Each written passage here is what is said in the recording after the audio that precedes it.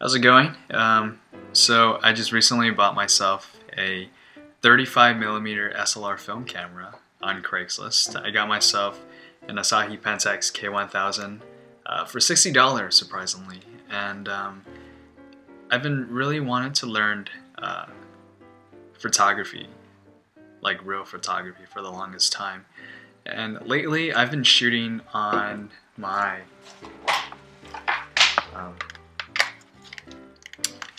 NEX VG10, which is a great camera. It's got like a DSLR brain. It's all interchangeable lens. You can take your lens and add in different types of lens.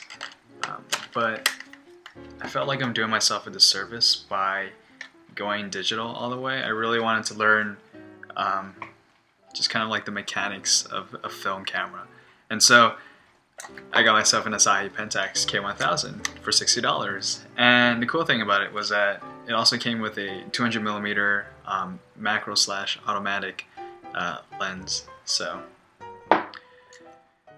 the thing about this camera is that everything on this camera is all manual. There's no automatic functions whatsoever. There's no shutter speed priority. You can't change it to self-timer. There's none of that. I know the Canon AE1 and a lot of the later models can do that, but not this camera. This is, if you want to talk about like the most simple, practical, economical, unpretentious camera, this would be it. The Pentax K1000. Like if you were to compare it to a car, it would be like the Volkswagen of all cameras. So that's pretty much what it is. And the cool thing about this camera is that, just a little trivia, it was considered to be the longest producing camera, I think, in camera history.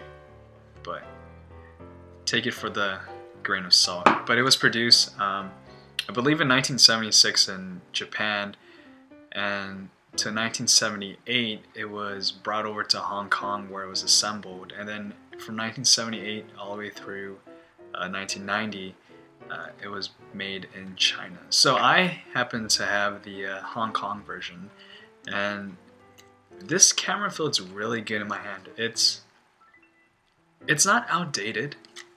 The way how it's aesthetically built, it's got a very retro look to it. I mean, obviously it's from the 1970s, but it's made out of steel and it's got a leather bound to it. So it's surprisingly pretty heavy for its size. It weighs around 600 grams. But other than that, it's got a really good feel to it. So I really love the ergonomics of this camera. So just a little spec of this camera. Like I said, everything is manual. It's got a really, really large viewfinder. I don't know if you can see it very well through this camera, but there you go, that's the viewfinder. And the way how you take pictures is that you have to, there's a light meter. So basically here's a light meter that just constantly oscillates up and down. And it's got a plus sign and a negative sign. So you want it to be right in between both the positive and the negative. So when the room gets really dark, when it's underexposed, the light meter would gradually go down. If it's overexposed, the camera or the light meter would eventually go onto the positive. So you want to find that perfect median. And the way to do that is that you adjust your ISO and your aperture. So those are two of the main functions that you have to learn how to master if you want to take really good pictures. So just to get an idea what the shutter speed sounds like, the ISO runs from 1 all the way to 1,000 of a second. So let's just go ahead and go all the way to 1,000 of a second and hear how this shutter speed sound. So you advance the camera by pulling a lever and click. Alright, so that's 1,000 of a second. Let's go ahead and go to 500. Okay, 250. 125, 60, 30, 15, 8, 4, 2, and then finally 1 second. There you go. You can also have the camera shutter speed open to infinity, so it really depends on how long you hold down the button. And there you go. So let's check out this lens. So this is a 35mm lens. It's got a an f-stop of 1.2. You can see it. It's a pretty nice lens. Actually, I made a mistake. It's a 50mm with a 1.2 f-stop. This lens right here, it's a telephoto. It's about 75 to 200mm. I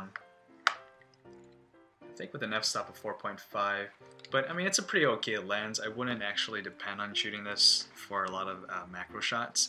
I'll probably use this to shoot my subject that's pretty far away, but yeah. And the way you would load the film, you would just simply pull up this lever. You hear that?